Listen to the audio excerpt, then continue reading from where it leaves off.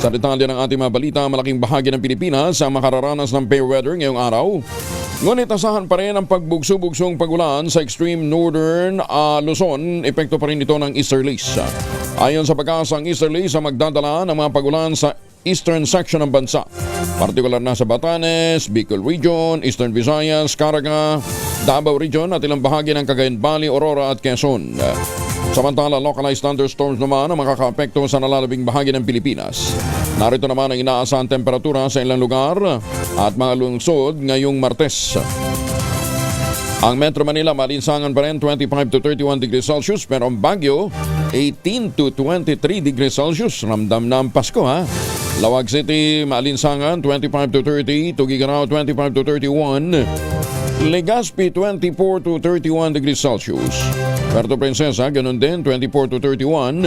Sa Tagaytay, medyo mas malamig na, ha? 22 to 28 degrees Celsius. Kalayaan Island, 24 to 31. Mainit naman sa Iloilo, 25 to 31. Sa Cebu, mas mainit, 26 to 32 degrees Celsius. Tacloban City, 25 to 31. Cagayan de Oro City, 24 to 31. Zamboanga City, 24 to 34 degrees Celsius. At sa Davao City, maalinsangan din 26 to 34 degrees Celsius. Unahin muna natin ang lagay ng panahon mula kay Ma'am Rhea Torres mula sa Pag-asa. Ma'am Rhea, good morning. Good morning po, good morning sa ating mga tagapakinig sa maging lagay po ng panahon natin ngayong araw. Patuloy pa rin po nating minomonitor itong si dating bagyong Ramil na nasa labas po ng ating Philippine Area of Responsibility at huling namataan mahigit 700 kilometers west or kanluran ng Lawag City sa Ilocos Norte. So ito pong si dating bagyong Ramil ay wala na po epekto sa anumang bahagi ng ating bansa. Kaya naman po yung mga pagulan na mararanasan, partikular po sa Eastern Visayas, Caraga, Davao Region at Batanes ay dulot ng epekto ng easterlies o yung mainit at maalinsang hangin na nagagaling sa karagatang Pasipiko. So sa mga areas po na nabanggit natin, ay possible maranasan po yung mga moderate to at times heavy na mga pagulan, kaya doble ingat pa rin po sa mga posibilidad ng mga flash floods or landslides.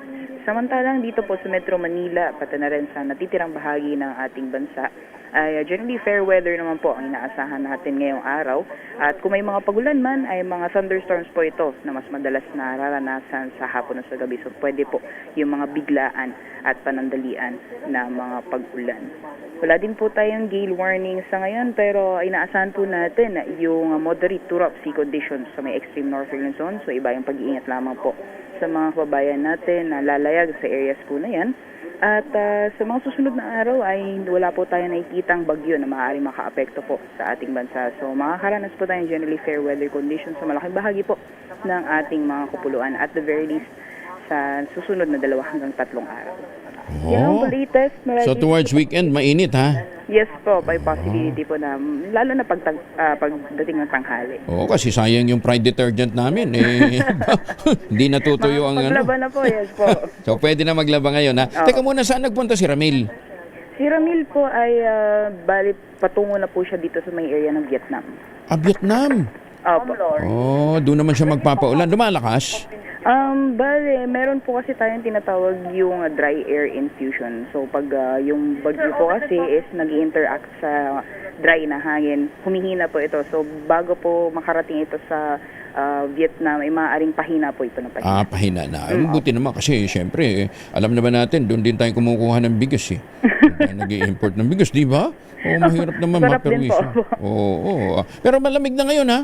No po, yes po. So most likely sa mga susunod na araw, unti-unti na pong magpaparamdam yung malamig na simoy ng hangin ng amihan. So possible po by last week, kasi yan ang October or first week ng November, maaari mag-declare na po tayo ng north. Oh, pero malamig na sa Baguio, eh. Nasa Yes 18. po, nagsisibabaan na din po yung mga temperatura natin. Ah, dyan sa may bandang norte, no? Yes po. Ah, okay. Thank you, Ma'am Rhea. Ingat. Maraming salamat po, ingat din po. Magandang umaga, si Rhea Torres mula po sa Pag-asa. Samantala,